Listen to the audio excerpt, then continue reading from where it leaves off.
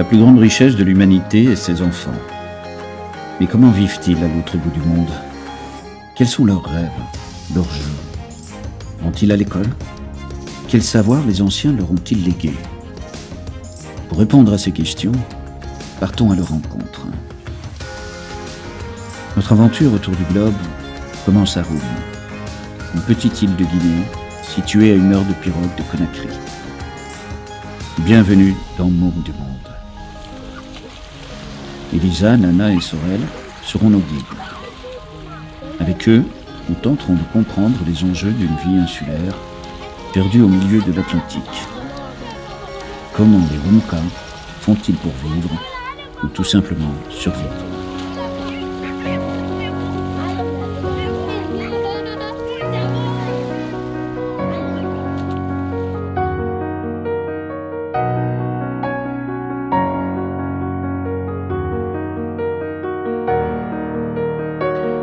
Roum est la plus petite des îles habitées de l'archipel de Luz, au large de Conakry. Au centre d'une structure en anneau, vraisemblablement due à la présence d'un ancien volcan. Elle mesure à peine 1 km sur 2. Les Rumka ont colonisé l'île il y a à peine 3 générations. Ils s'y sont installés petit à petit, attirés par la pêche, principale activité de Roum. Par gros temps, ne pouvant rentrer sur Conakry, ils restèrent sur leur île pour sécher leurs poissons avant de pouvoir aller les vendre sur le continent dès que la mer le permettait.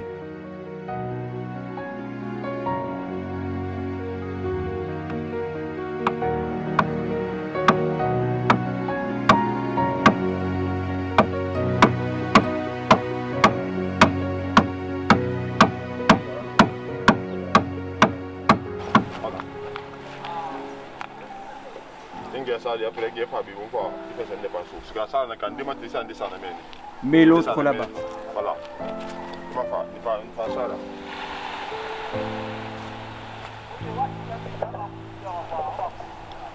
Voilà, comme ça. Vas-y, continue. Ali passe beaucoup de temps avec ses fils. Et comme son père avant lui, il tente d'enseigner à Sorel des techniques pour réparer la pirogue. Un savoir-faire indispensable pour les Rumka, dont la pirogue est l'unique moyen pour nourrir sa famille. Du chanvre est inséré entre les planches, avant d'y ajouter le goudron garantissant une étanchéité toute relative. Prends la tasse et pose ça là. Mets tout. Attrape ça.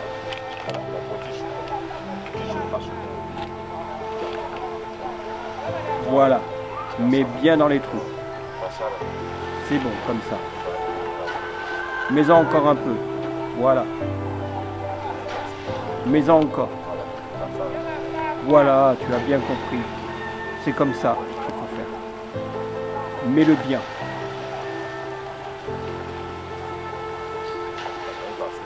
C'est bon, comme ça.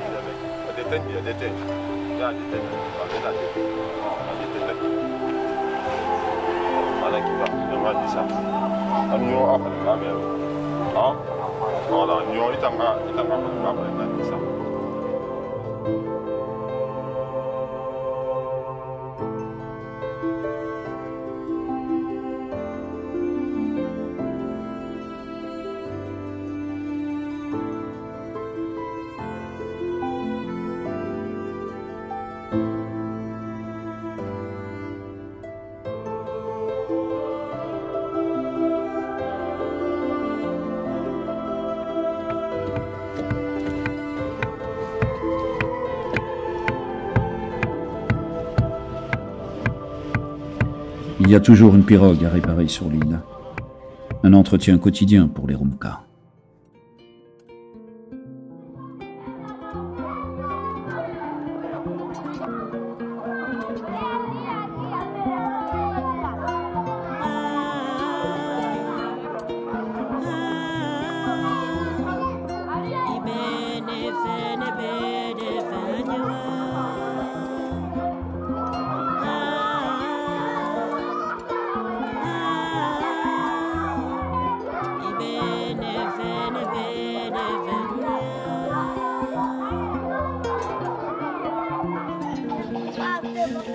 Quotidiennement, Abdoulaye donne bénévolement des cours de danse, la seule activité avec le foot sur l'île.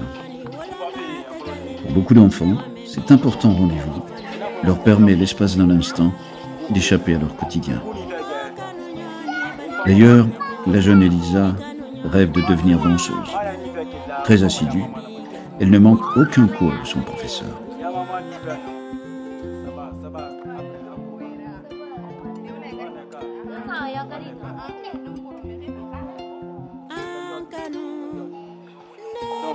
Écoutez-moi, aujourd'hui nous faisons du sabbat, pas du yendi. Il faut donc que vous dansiez à fond. Vous m'avez bien entendu? Alors donnez tout, et avec le sourire.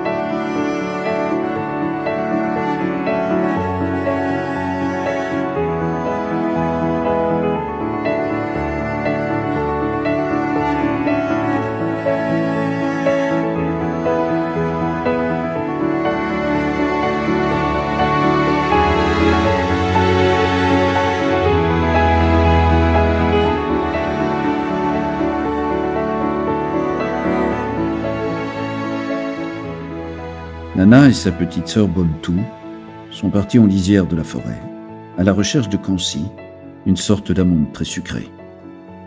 C'est le bonbon local dont les enfants raffolent.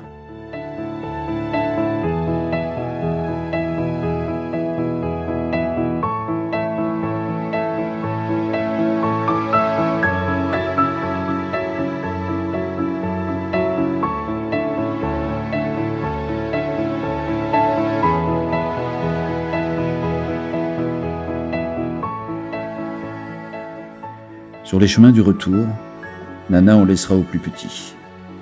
Le partage à Roum est une question de survie. Les enfants l'apprennent depuis leur plus jeune âge.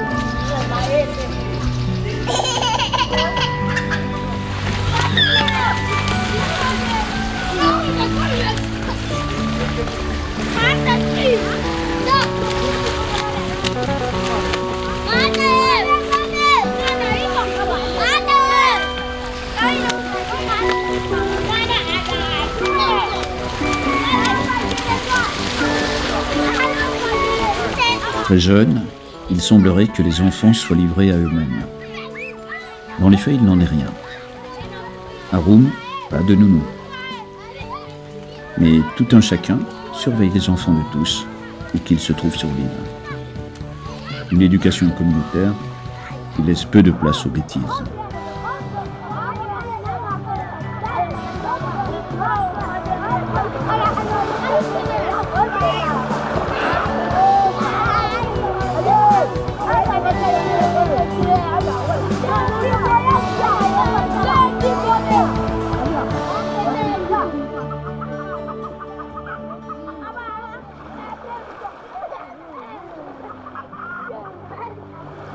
Comme dans tous les pays du monde, il arrive que les garçons regardent les filles différemment.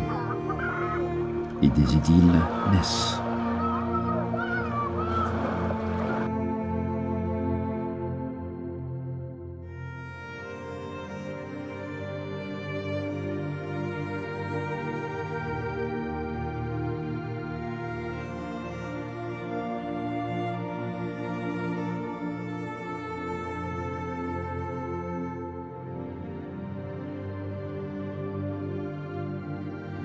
Ce matin, Ali emmène ses fils poser les filets. C'est presque le quotidien pour Sorel et une première pour son jeune frère. Quand le moteur est en panne, c'est à la rame que le travail s'effectue. Et un moteur en panne signifie aller moins loin des côtes pour poser les filets et donc moins de poissons pour la famille. Cela pourra prendre des jours, des semaines, avant que la pièce arrive de Conakry pour la réparation.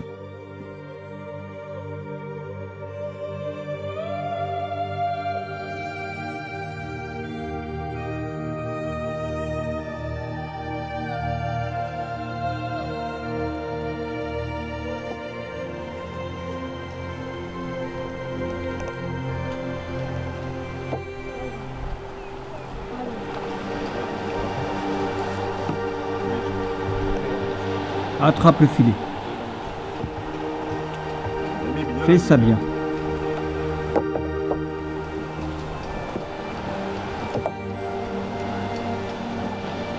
Mets ça au milieu.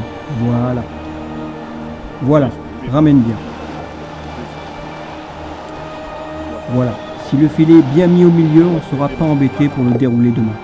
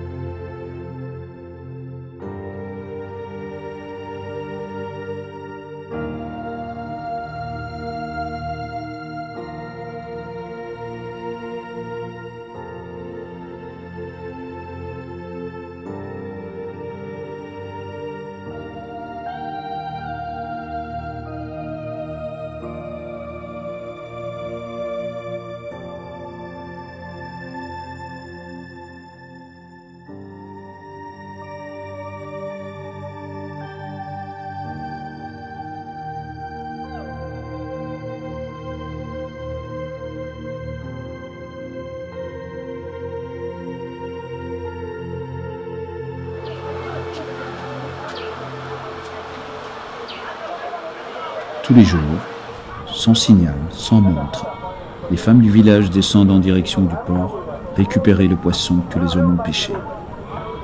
Les plus abîmés seront gardés pour la famille.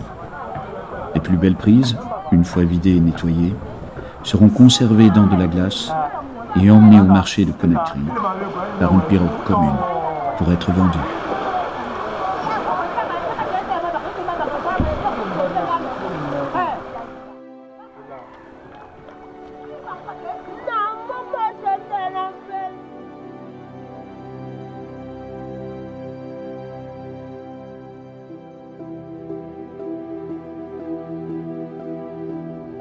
Moutons, chèvres et poules vivent en liberté dans le village. Ces animaux ne sont que très occasionnellement mangés. Coûtant environ 70 €, une chèvre est un véritable coffre-fort sur pattes pour les Ronkas. Quand on sait qu'une famille de 5 personnes vit avec 2 € par jour. Alors ils gardent précieusement les bêtes pour les coups durs. Si un membre de la famille tombe malade et doit être transféré à Conakry, l'animal sera vendu pour payer les frais médicaux.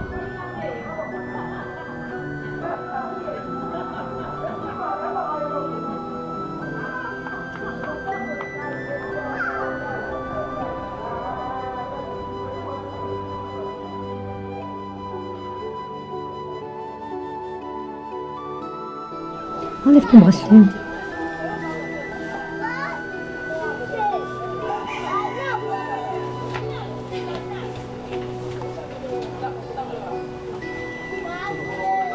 Rajoute un peu de farine.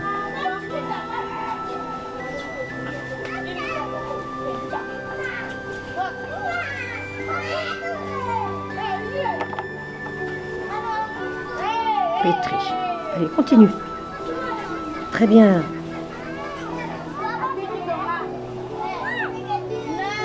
Maintenant, mets-le en forme. Affairée depuis le lever du jour, Namari, la maman de Nana, prépare le toulet tami, sorte de brioche en forme d'escargot. Namari profite de ce moment pour transmettre les bons gestes à sa fille. C'est un travail long, car la fabrication se terminera tard dans la nuit. Voilà, pose-le là.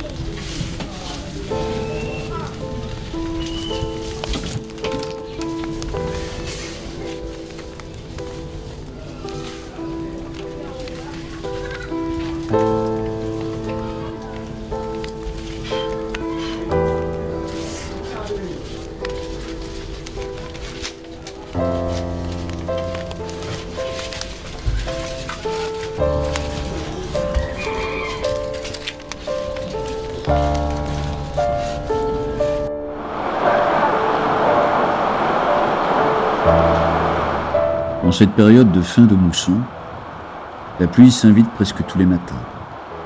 Elle offre aux femmes un répit bienheureux dans leurs tâches quotidiennes. En remplissant tous les récipients de la maison, elles évitent ainsi une longue marche jusqu'au seul puits du village et surtout un retour avec plus de 20 litres d'eau en équilibre sur la tête. De plus, l'eau des moussons est aussi beaucoup plus saine que celle du puits.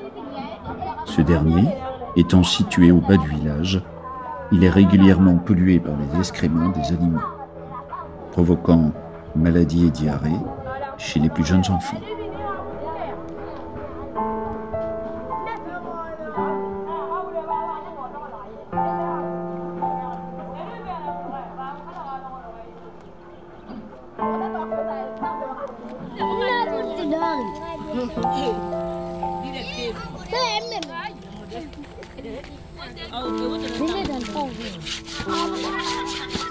Les puits remplissent aussi des cours d'eau éphémères, une aubaine pour les femmes, qui en profitent pour laver le linge dans cette eau claire, avant de le faire sécher au soleil, étendu sur les pierres volcaniques de l'île.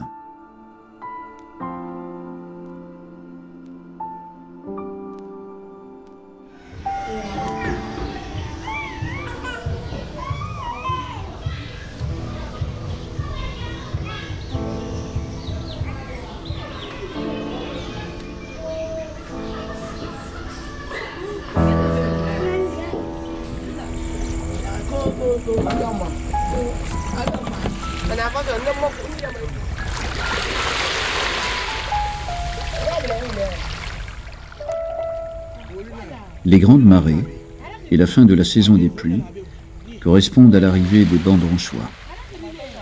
Après des journées bien remplies, à la nuit tombée, les femmes Soussou, véritables piliers de la communauté Rumka, s'enfoncent dans la mer pour pêcher l'anchois.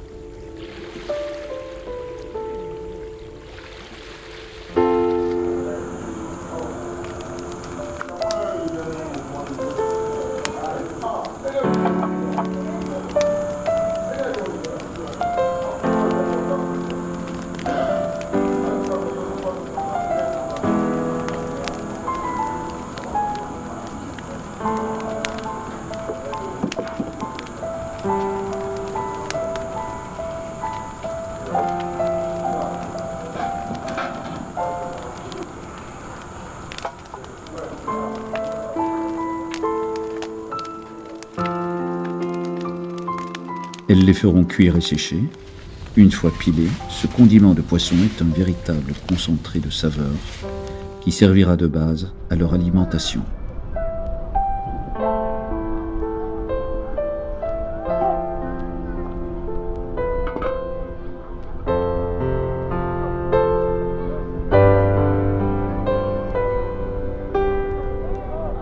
Depuis quelques années, des grossistes viennent leur acheter cette farine de poisson qui servira dans l'alimentation de nos poulets. Un revenu non négligeable pour ces familles.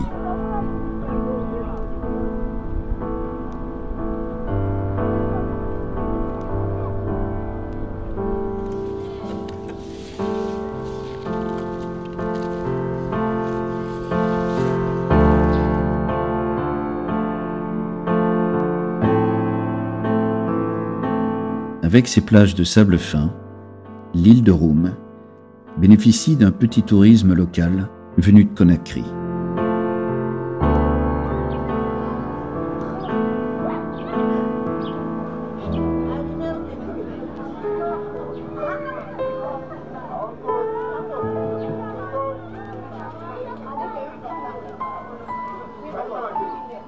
La maman d'Elisa vend des sandwichs au beurre avec les baguettes confectionnées par elle-même.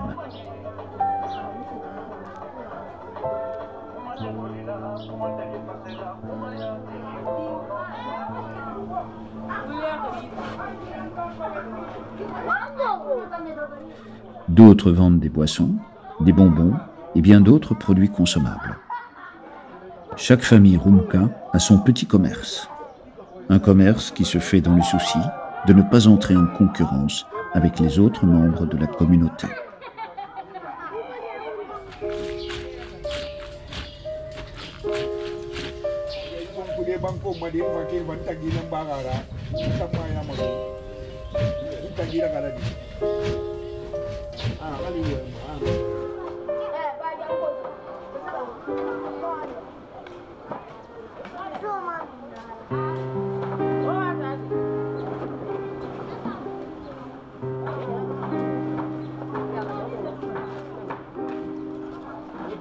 L'huile de palme, si décriée en Europe, est la seule matière grasse de l'île. Une demande sans cesse grandissante a poussé les femmes du village à en faire commerce. Très vite, les palmiers ont commencé à disparaître.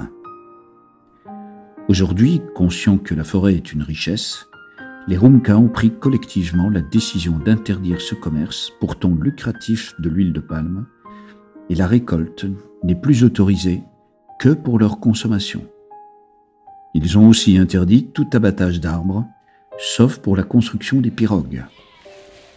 Mais pour la cuisine, seul le bois mort est autorisé à être ramassé, et en cas de pénurie de combustible, du charbon est ramené de Conakry.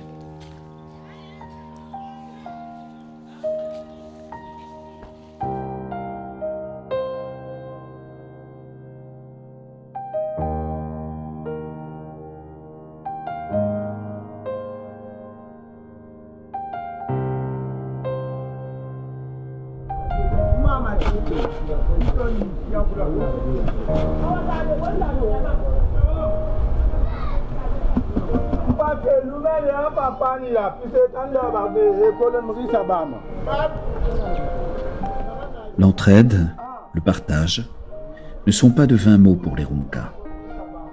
Bangoura, l'imam de l'île, donne un coup de main à Mola pour la fabrication des matériaux qui serviront à l'extension de sa maison.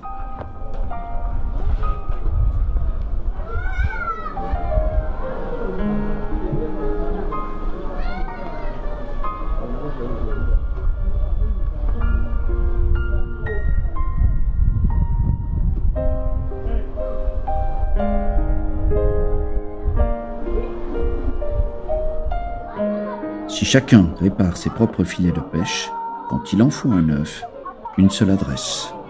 Abdoulaye, le professeur de danse.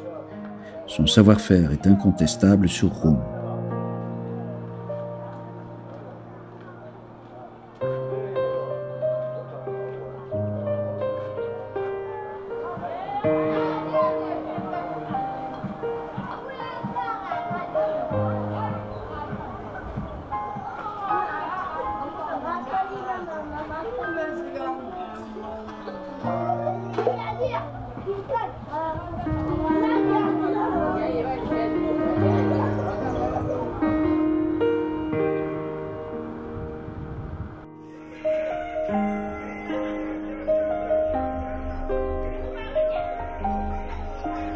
Cette île est une fourmilière constamment en mouvement. Hommes, femmes et enfants travaillent, fabriquent, œuvrent ensemble à leur survie.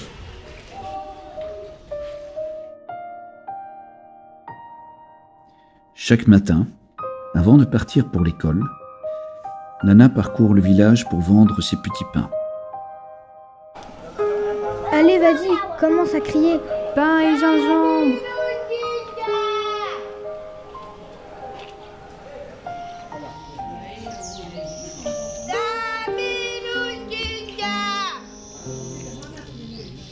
Une tâche plus ardue pendant la mousson, lorsque les rues sont vides, les ventes se font plus rares. Pourtant, sans jamais se décourager, Nana appelle le chaland. Elle sait bien, du haut de ses 12 ans, que sa famille compte sur ses maigres revenus supplémentaires.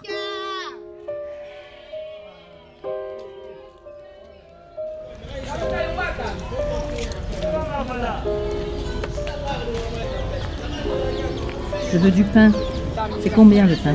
100 000. Ok, donne-moi deux.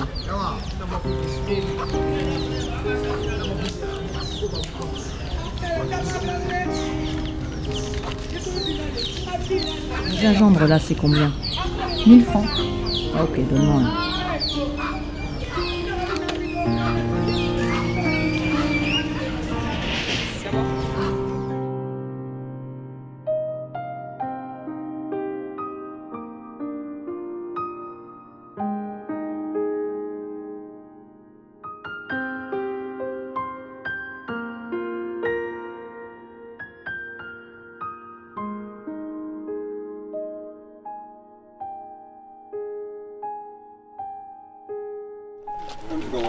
Doucement.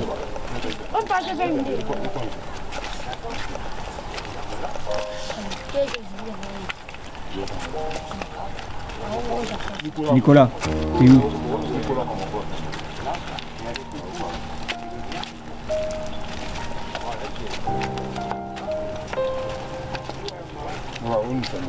Bon, passez-moi vos hameçons.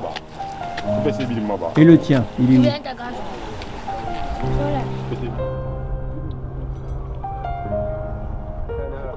Comme tous les pères Rumka, Ali est très proche de ses enfants et passe beaucoup de temps avec eux.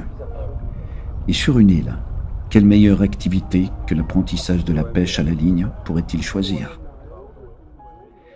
Très vite, Sorel, son frère, les cousins et les copains se joignent au groupe.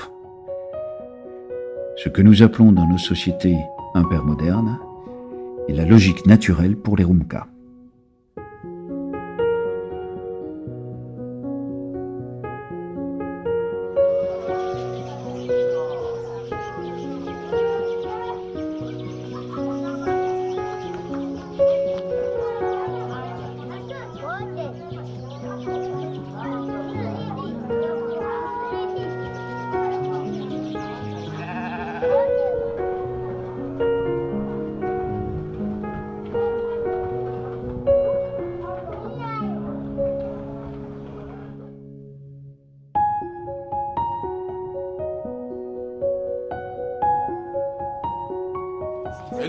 Elisa, est-ce qu'à l'école ça marche?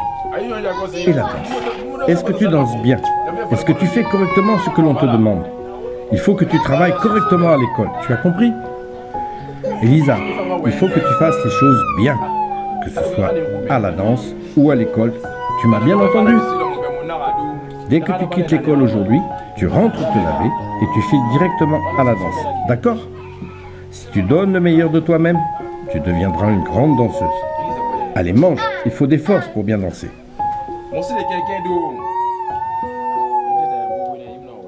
Toute la famille a conscience du talent et du potentiel d'Elisa, la petite danseuse.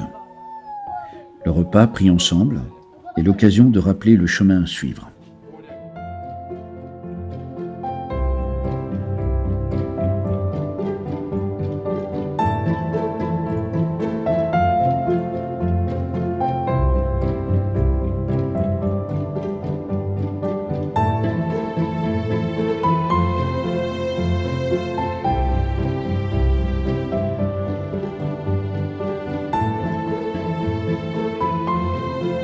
Quand le soleil est trop fort, que la pluie s'invite, le cours de danse se déroule en salle.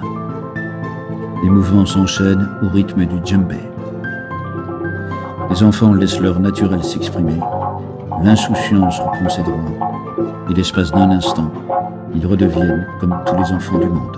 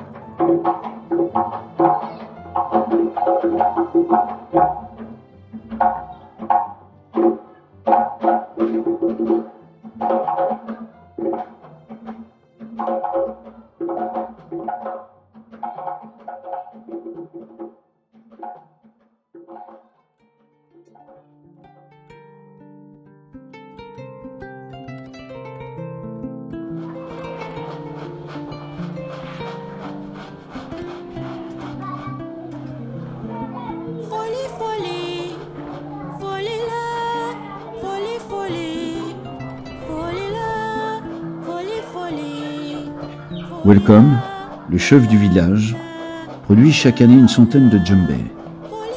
Reconnus comme les meilleurs de Guinée, ils permettent de donner du travail à une vingtaine de jeunes Rumka. Son savoir-faire commence à porter ses fruits et lui permet d'exporter ses instruments à l'étranger.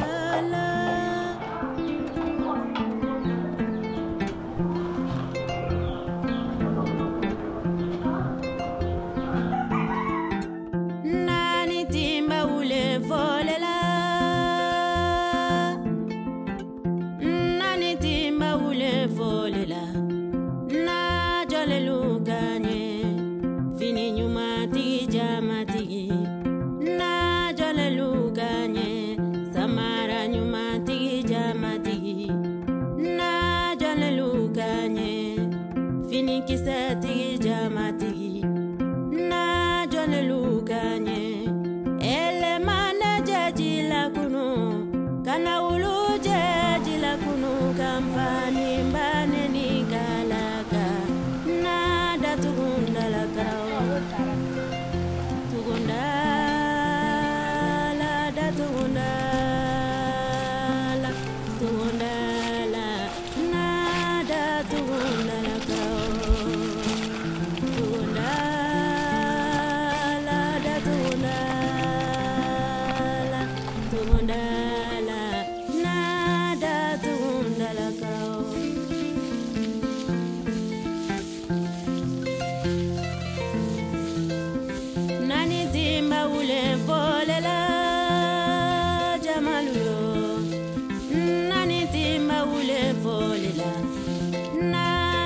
petit frère de Nana est malade. Mariam a emmené son bébé à l'hôpital de Conakry avec la première pirogue. C'est donc à Nana, du haut de ses 12 ans, que les tâches ménagères reviennent. Son papa étant à la pêche, elle devra aussi s'occuper seule de ses 5 frères et sœurs, pendant l'absence de sa maman.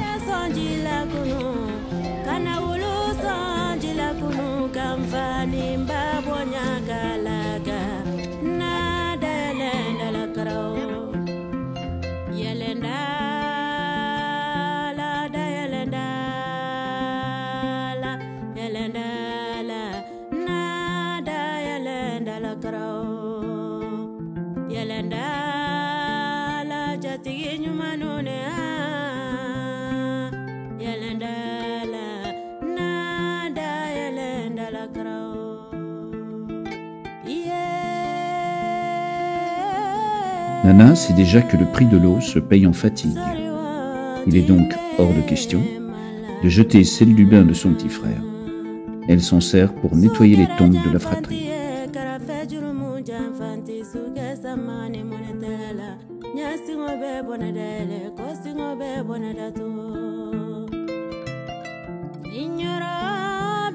Vendredi est jour de repos pour Ali de confession musulmane. Toutes les pirogues de l'île resteront au port aujourd'hui. Après la prière du matin, Ali ira tout de même lancer l'épervier, son filet rond, pour agrémenter le repas du midi de sa maigre pêche.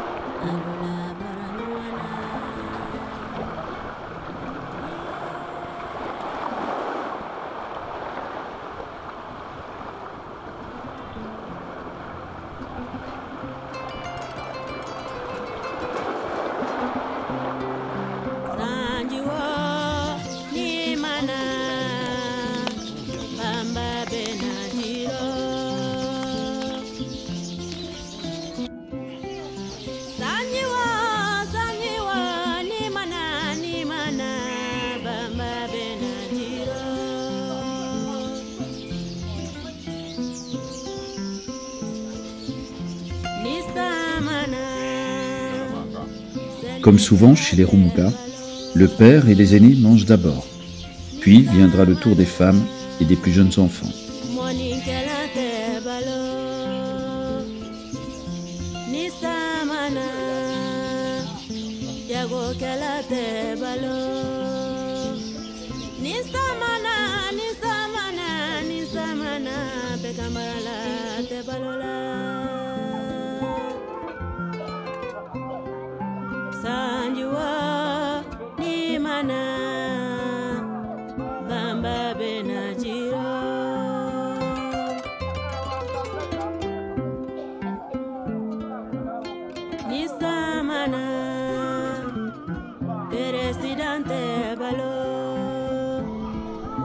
Il est presque temps de partir à l'école. Mais comme tous les enfants du monde, Sorel et ses camarades retardent l'heure du départ. Et il n'est pas le seul.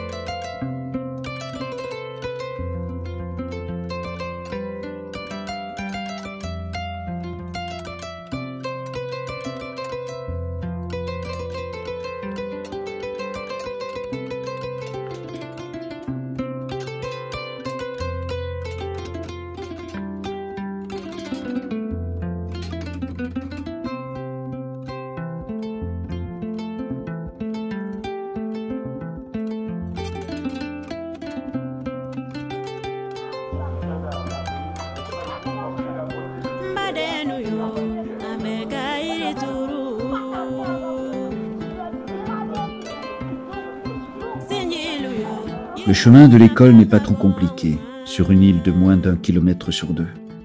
c'est plus la motivation qui manque. Si l'uniforme est de rigueur, sac, cahier et stylo sont en option faute de moyens. En voilà 3 qui vont devoir faire demi-tour, car sans uniforme, le professeur va les renvoyer chez eux se changer.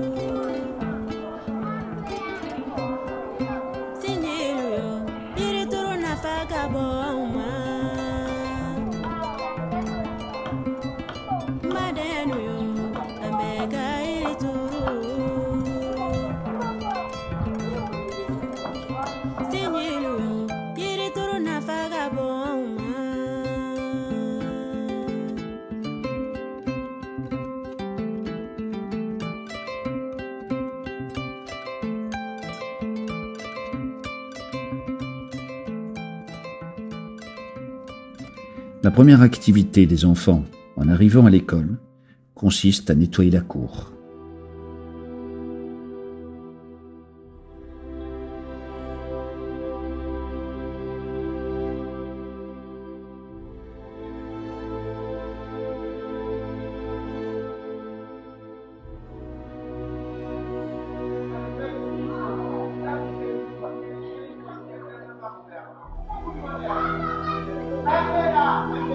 Sur l'île, il y a 3 classes de 2 niveaux chacune, et quand tous les élèves sont présents, chaque classe compte 60 élèves pour seulement 2 professeurs.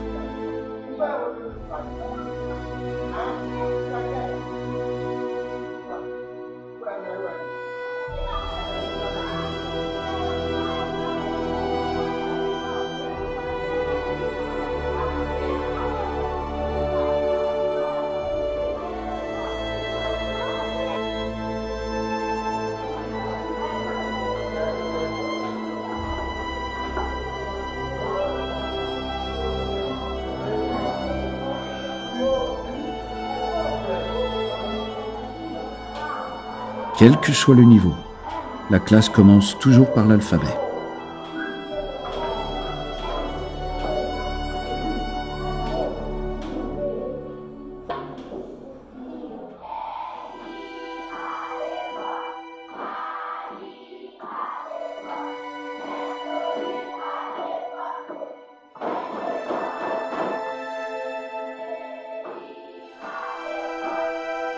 L'école de Roum est l'oublié de la Guinée. Manque de livres, manque de cahiers, manque de professeurs.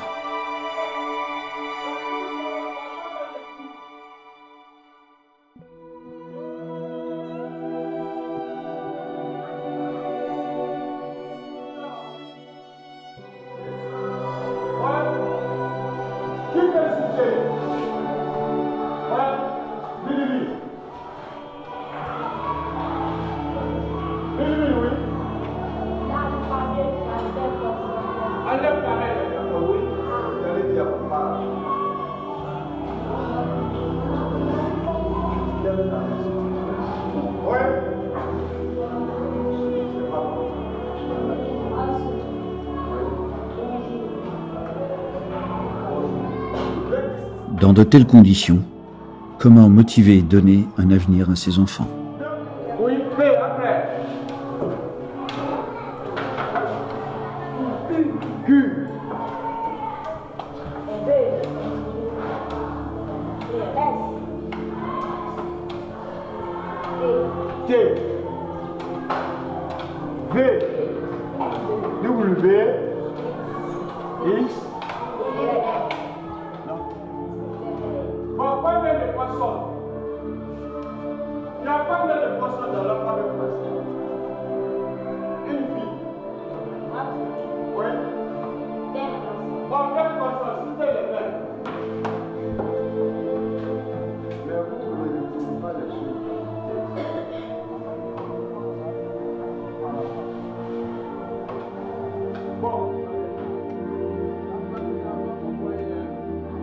Les parents donnent aussi de leur temps pour leur école, en défrichant le potager des professeurs, situé devant l'établissement.